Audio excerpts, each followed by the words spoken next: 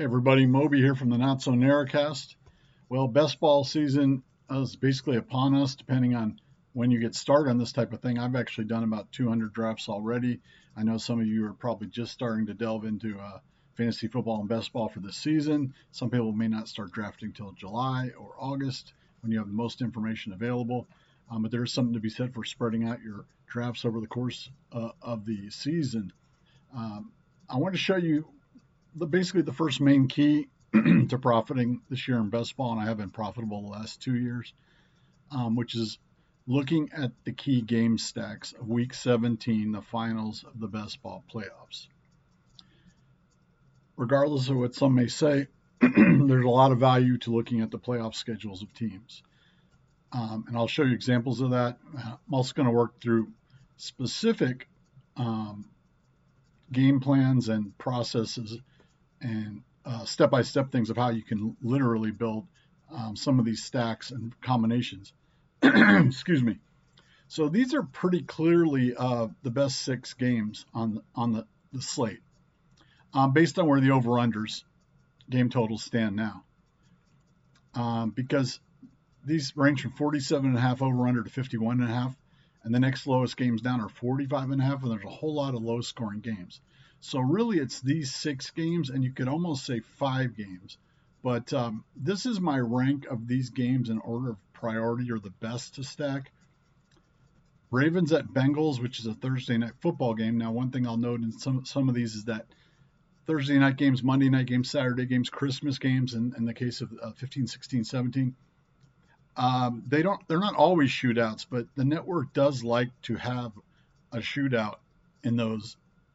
Preferably at times. So I give a slight edge to those kind of games that are on special schedules. But nonetheless, New Year's Eve, Ravens at Bengals, highest game total by 2 points, 51.5. Narrow spread, -1.5. A narrow spread indicates a game that should be close and more likely to be a shootout rather than a blowout. For example, the Bills-Dolphins is also a projected high-scoring game, but the Bills are 7.5-point favorites. So on this, I notated basically, Cowboys are in a controlled environment or dome or should have nice weather. So should the game at the Buccaneers. So should the game at the Jags in Miami. Possible weather games could be at the Bengals and at the Bears. However, the spread totals aren't showing that, and quite often weather is a little overrated or double counted by people. Something else to note here is 4 of these games are division opponents, which quite often does happen December, week 17 these days, and can help you forecast what games might be week 17. But what this is an additional advantage because these teams are actually playing each other twice. So having Ravens and Bengals stacked, you get that twice. Bye weeks. The possible considerations with bye weeks here are that the Bengals, Lions, and Dolphins have the same bye weeks. If you're doing multiple stacks of these games, which I will, like I said, be going through a play-by-play and sort of a game plan specific of how to do it, very specifically, different ways to stack these games. And then Commanders and Jags have the same bye week. So if you're stacking that game, you're going to have, 3 to 6, 7 players locked up with week 7 bye, so you need to note that. And also the Bills have a week 7 bye. This is the offensive ranks based on implied point totals for the season for these teams. And you'll note that quite a few of them are green, meaning they're in the top 10. And in the Ravens, Bengals, and Lions, Bears, both teams are. So those are the best games, really, on paper. Yellow is middle of the pack, and then the Dolphins down at the bottom of the barrel. I put a star on the Jags because I personally think the Jags probably will come in higher than expected offensive-wise this year. But the way I rank these games, Ravens, Bengals 1, Lions, Bears 2, Giants, Cowboys a close 3. That one's 49.5, division rivals. Giants aren't expected to have a great offense, but could be better. Spread's a little wider than the Lions, Bears. Then Rams, Buccaneers, Commanders, Jags. I ranked them both as about the same. And Bills, Dolphins is kind of its own special case, as I mentioned. It's likely to be a blowout by the Bills, but that doesn't mean that, HN or Malik Willis or Dolchik or somebody could have a good game in there and make that actual stack viable for you in week 17. Now let's just look back real quick at last year, because a lot of people say, oh, stacks don't matter, they're overrated. I mean, they definitely give you plus EV and correlation. If you look back at last year fantasy playoffs, there were, like 15 to 20 type really good games each week. And there were 3, 3, and 4 mega smashes. So like Derrick Henry had 45.6 half PPR points. Week 17, Bijan Purdy. The week before it was Puka and Olave. And the week before that it was Pitts. If you remember that, Kyle Pitts went off. Trevor Lawrence, Monroe, St. Brown, and McBride. So there were 2 tight ends. Then I notated on here ones that come from that have duplicates of the same team, meaning stacks, guys who came in more than once. So, for example, Bijan came in week 16 and 17. He came up with 29.8 points, 39.9 points. Purdy, McCaffrey, for example, and Purdy again came in. Puka, Stafford came in. So there are a variety of them, and we can look in depth on those. So these were the guys that came in more than once. 3 quarterbacks, 4 running backs, 3 wide receivers, and 2 tight ends. The guys in blue all mega smashed, those top 4 or 5 scores of the week that can really put you through a round in the playoffs. But also Goff came in there twice, Chase Brown and CMC. As far as team stacks here, the Bengals team stacks that appeared. So this directly goes to stacking. Bengals, Falcons, Jags, Patriots across the 3 weeks. 49ers, Rams, Lions, and Seahawks. So there were 8 stacks of some sort or other that came in. What you normally would expect would be quarterback, wide receiver, maybe quarterback, wide receiver, tight end type thing. But actually last year, a lot of the stacks included running backs. Now, whether that's just a small sample size aberration, who knows? But I am a fan of stacking a quarterback with a running back, especially one who catches balls, because often you can get that stack easier sometimes if you miss a certain wide receiver stack or whatnot. I also like quarterback, tight end. Also, same in DFS as well. Another unusual thing last year was both the Patriots and the Seahawks had double running back stacks come in. Now, that's something we rarely do in best ball. Some people, propose doing more and more of it at times. So, for example, that would like Ramondre and Travion both came in. Charbonnet and Ken Walker both came in. And that's something when you draft you could think about when there's a timeshare or type things like that. Depending on the situation, adding both the running backs. There's one this year that I was looking at doing that. Ramondre, it depends on the pricing, obviously. There's one in particular that I was looking at doing that on. Well, it's not popping in my head just this second, but there's various ones that you can look at for that. And as time goes along, things get a little more fleshed out. And sometimes it could be like the pass catching back and the ground and pound guy is going to get the touchdowns. Something like Warren and Dowdle on Pittsburgh, who are not super expensive. And last year, both the Pittsburgh running backs hit. Things like that to think about.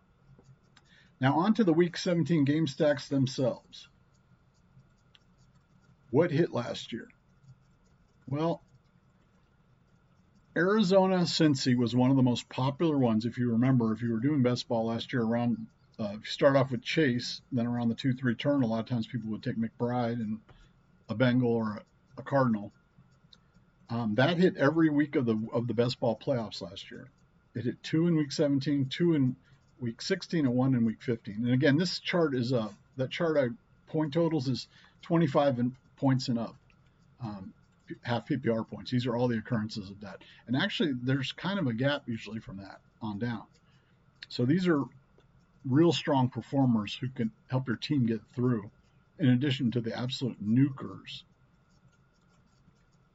So that came in every week. That had an over/under of 51.5. So that was a popular game, a highly projected points game. Same thing with the Rams at Atlanta. That was a Monday Night Football game to finish it all off. I made money because of that game. A lot of people made money because of that game. I had that game with 5 stacks, I believe, in the DK Millie, and I made the final table, and that pushed me up to a good payout. That got me profitable for the year on best ball. I didn't hit for 200 grand or something like that, but there are people who did. You know, members of the community who you may or may not be aware of, who did have that and hit, and that one had 1, 3, and 4 come in. So the week 15, if you remember, Pitts absolutely nuked, and McBride 2 tight ends. So you had to dodge those or have one of those, to try to get through. But Pitts, Bijan, Puka, and Cousins. Now Cousins wasn't the drafted quarterback, but you could almost say Penix in that case. So that had a 1, 3, 4. Because then in the final, Bijan was one of the guys that could win you like the 3 million, the 2 million. And then the other game was the Bears at the 49ers, which was again a highly projected game. It may not have quite has been that high preseason. This was the last lines I could find, but that one came in with 3-2-1. So in the finals, you had Purdy nuke, McCaffrey get 28 points, and Burden get 28 points in a low-scoring wide receiver week. You see here, only 3 wide receivers scored 25 or more, because these lists include quarterbacks as well. Burden, Olave, and Chase. The week before, it was Puka, Olave, Parker Washington, and Pickens. Now, Pickens crapped out in week 15 because I know I had a lot of them and he advanced a lot of teams for me. And then him, quitting on the team basically in week 15 hurt me a lot. And the week before that, in week 15, the first round of the playoffs, Amon-Ra, Puka, J-Mo came in. We did have 4 tight ends come in that week and a multiple running backs come in all the weeks, but no tight ends in week 16. Some other game stacks that came in. So this is why you do want to spread your game stacks across, especially if you're doing a lot of entries. You're going to want game stacks of all these games. But in particular, if you're doing less entries, really focus on those 5-6 games I showed you above, the highest projected ones, because they do have a clear projection advantage. Now, a lot of people are going to be on these games, or attempting to be, but there's a lot of ways you can do that, which I'm going to show you later in the next video, specifically flowcharts I've worked out for these and various strategies and ones I've done in real life for drafts. But anyway, Baltimore Green Bay came in. That was a low-scoring projected game. Giants at the Vegas came in multiple weeks. These are ones that came in multiple weeks. So these game stacks could help you across 2 or more of the 3 playoff weeks. And Philly Buffalo came in, and that was 46.5. And again, people say, oh, stacks are overrated, blah, blah, blah, blah, blah. But Sam Sherman, the guy who won it last year, let me see if I can get this to show up a little better. It's a little cut off there, but he's a very nice guy. You can see it over here on the right of the screen. He's a very nice guy. He was a fantasy football analyst. He's one of a couple. Pat Corrine was one as well. Kind of best ball guys who have won outright the thing. You may know them from the, sort of like a Pete Overzet broadcasting world, YouTube world. In addition, Herzig was one as well, although he sort of became an expert after, as well as Liam Murphy, Chess Liam, who sort of takes credit for coming up with the week 17 correlation thing, and that gave him an edge. But now a lot of people are doing it, but that doesn't mean you shouldn't do it, because it is plus EV. They do come in. These are the higher projected games. You're going to have players anyway, so why not have them correlated together, and why not have them correlated in the highest scoring games? And there's a lot of combos within those you can have. I think I had Pitts, Bijan, Puka, Stafford, and maybe Kyron or Corum. So I had a 5 Atlanta Rams stack, and that's what got me the money in the end. Very at the very, very, very end of it. But nonetheless, Sam Sherman, I have his whole roster on here somewhere, but he was stacked up, and he had a lot of week 15 correlations, or he had various correlations, but in particular on his team, he had Rams and Atlanta running back, wide receiver, and he had the Bears 49ers, quarterback, wide receiver, tight end, and you can see those are 2 of the games that came in, and they were 2 of the higher projected games. He also had Seattle, Carolina, quarterback, wide receiver, and New Orleans, Tennessee, quarterback, running back, wide receiver, tight end. So the winner last year was stacked up. He only did, I think, 57 entries or something like that, but it came in for him. Now, just real quick, I broke down what I consider the best or the most attractive stacks by teams. This takes into account the Week 17 matchup, but not just that.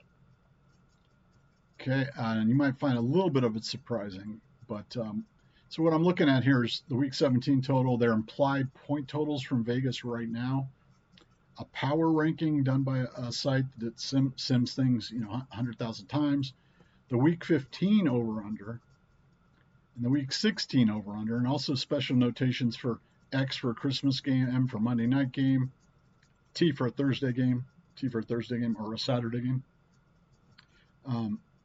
And my rankings come out this way. The top tier is Bears, Rams, Bills, Bengals, Cowboys, Lions, Ravens. All of these are in high projected Week 17 games. They all have high-powered offenses. They also have Week 15 and 16 high-scoring games. So these are the teams that I think you should boost the players from them, get more stacks of them, but boost the players from them, in your projections or ranks. Then the next tier down, I'd say give a smaller boost to Packers, 49ers, Seahawks, Giants, and Jags. Giants are mostly in there because they have that Dallas Week 17 game, but they also have a Week 16 game on a Monday night that has a high total. Basically anything 47.5 or above, I consider a high total, or most people do, 48.5 possibly, but that's sort of the demarcation line. And quite often there's a lot of games that are 45.5 or less. So that 2 points, is a big difference. So they have basically shootouts or high-scoring games projected Week 16 and 17 coming up. Now they're middling, in offense. The Jags are on here as well. They have the matchup with the Commanders, and the Jags are only projected as a middling offense, but I think they'll be better. But they also have a super high projected game Week 16. Then the Packers, 49ers, and Seahawks aren't in Week 17 super high projected games, but they have high-powered offenses, and they each have a game in the playoff weeks of Week 15 or 16 that, and they're also ranked as really good teams. So that's the next tier down. The next tier down, I'd say come in about market level on these. The Commanders, Bucks, and Dolphins are again in those Week 17 games, so they're not particularly good offenses projected. Middle of the road on those two. Dolphins, bottom of the barrel. They don't have super high projected 15 and 16 games, but they're not bad. 46.5, 46, 45, 45, 40, 44. The Eagles and the Colts are actually not, especially the Eagles, are not projected as a top 10 offense. They obviously are one of the best teams. So they slipped in there. They also have a Saturday and a Thursday game kind of thing. So they slipped into there.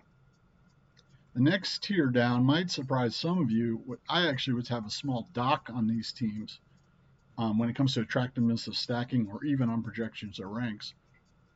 That's the Chargers, Broncos, Texans, Titans, Panthers, Chiefs, and Patriots. So in particular there, we're looking at the Chargers, Broncos, Texans, Chiefs, and Patriots are all good teams. And, a lot of people think the Chargers offense is going to be really good, and they do have a 13th ranked. And it may well come in above that. There's a lot of pieces that people are, real hot for in best ball right now. The Texans have a good team, but not really good offense, are expected. The Chiefs, sorry, Davis Maddock, but they're all the way down here. Even though they are projected as 11th highest scoring team, they don't really have a game that stands out. They got a Monday night game. They don't have any particularly special matchups. So they're sort of slightly below middle of the road. Same with the Patriots. 42.5 week 17 game, 41.5 week 16 game. So even though the Patriots, have Drake May and they should be a good team, and they could be more explosive offensively with A.J. Brown likely coming in, etc. Those aren't particularly strong by that measure. Although the Eagles, and Colts aren't that much different. Then you drop down the next tier. I would put a medium doc on these. So fairly bearish on these. Vikings, Falcons, Saints, and Steelers. Now the Vikings, a lot of people like Justin Jefferson and Kyler Murray, and they could still come in. But as a whole, they don't look as a good stacking team. The total in their final game is 40.5, extremely low. And that's against the Jets, at the Jets. Their offensive rank is projected 20. Their team strength is projected 20th. And they have decent 15 and 16 games, but nothing standing out as one of the shootout games of the week are likely. The Saints and Falcons, I thought they do have easy matchups, but unless their offenses are better than expected, which they could be, from a fantasy perspective, they're not very attractive here. Not one green, so to speak, a positive factor standing out in their favor. And then you have the real bottom of the barrel, the Raiders, Browns, Jets, and Cardinals. Now, I think the Raiders' offense will be improved. Whether it's enough to really push this up, it remains to be seen. But I think fantasy-wise, they will. And I'm surprised that total's so low still. From the data I have, these will change as we go further into August. Closer to the season when a lot more betting's going on and a lot more certainty of who is, what roles people are going to have and whatnot. But none of these teams have any kind of good totals. They're all projected bad offenses and bad teams. So I would dock them projections and points wise. Whether that means you really want to dock Genty and Bowers, that's on you. So that's basically where I stand. These teams right here, how much to focus on them, in particular for stacks. And then these games here are the best stacks. Clear and away, especially these 5. Now, in the next video, I don't want to go too long here. In the next video, I'm going to show you step by step and structures for how to build these game plans, blueprints that I've worked out. So thanks a lot for checking out the video. Please like and comment if you think I said something stupid, if you agree with me, if you have a question, etc. Have a good one.